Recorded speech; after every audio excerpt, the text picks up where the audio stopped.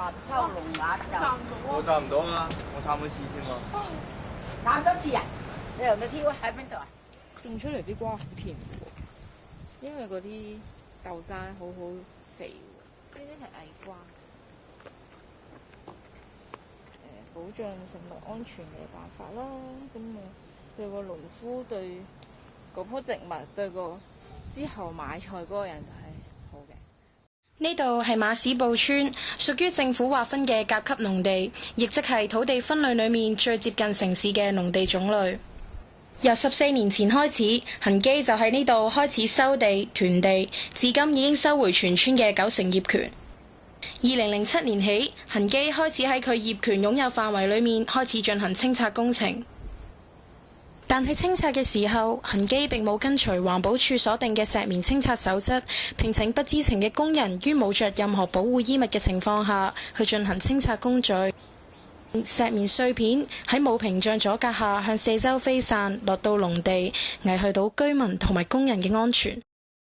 片嘅地方咯，係啦，咁佢哋又係先前又圍起咗啦，因為好多石棉碎片咧跌咗落地下，跟住又同啲泥啊，又同啲草黐埋晒一齊。係啦，咁佢要咧徹底地清理咧，佢就第一步就要入去做圍封啦，即係好似呢度咁樣圍起晒，佢將會清理嗰個地方啦。咁跟住工人咧就會入去一個位咧，好似間房咁樣嘅，跟住佢就啲工人就會着咗嗰啲保護衣啦，就喺呢個門口咁樣入去。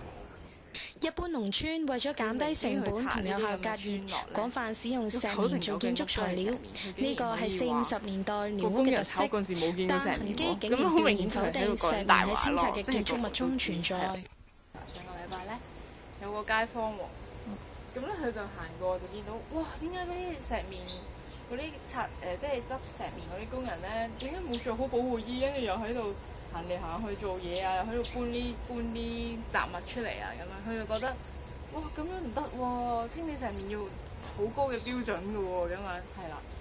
咁佢就覺得好有問題啦，即係嗰啲工人咧咁隨便就去清理啲石棉係啦。咁跟住咧佢就打電話俾議員啦，打俾黃成智議員啦，跟住又報咗警啦。因為我哋已經好好咁樣 educate 咗啲街坊，如果你見到啲工人係亂搞啲石棉咧，就一定要報警係啦。咁佢又好迅速咁樣報咗警啦。事件於6月因馬屎埔村居民路經清拆地點報警而鬧大。環保署喺介入事件之後進行咗採樣鑑定程序，發現石棉的確係喺清拆中嘅寮屋存在。石棉粉末吸入人體產生副作用，引起間皮瘤等嚴重病症。環保署立即下令恒基於上址停工，恒基之後先亡羊補牢，暫時停工，並且築上咗法律上要求嘅保護屏障，待同居民進行簡介之後再度動工。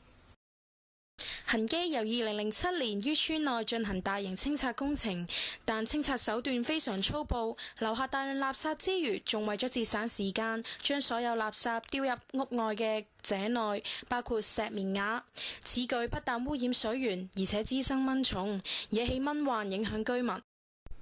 而恒基進行嘅所謂嘅清拆，僅只係剝爛寮屋嘅屋頂同門窗，等寮屋冇辦法再住人。呢種清拆嘅手法，有意無意地破壞村莊風光，令居民視覺上感到唔舒服。荒廢嘅村屋造成精神上嘅壓力，令到村民感到他日亦要面臨相同嘅對待。即係我哋喺度住咗幾十年，即係由你一手建設。即係佢哋，你知唔知以前嫲嫲嚟到笪地係咁樣噶啦，即係荒地咁樣，唔係一嚟到成有間屋俾你喺度住嘅。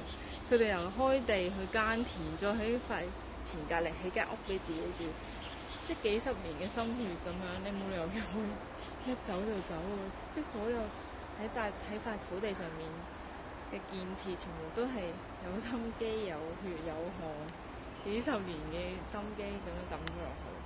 恒基並冇對收回嘅土地進行打理，任由雜草滋生，垃圾同建築廢料沒入草堆之中。風雨來臨嘅時候，垃圾隨住雨水流入河道，將垃圾帶到村中嘅其他角落。呢種急進收地、罔顧居民感受，實為政府公私營合作制度之下所生嘅惡果。